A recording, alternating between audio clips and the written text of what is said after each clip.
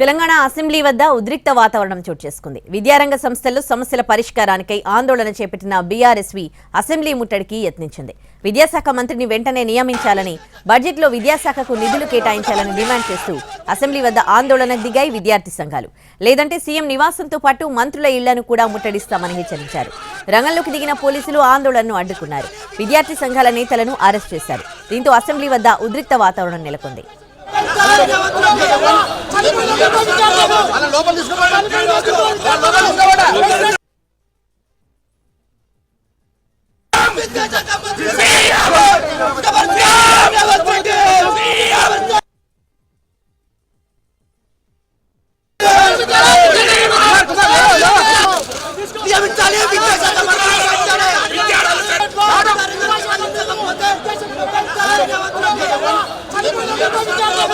లోపల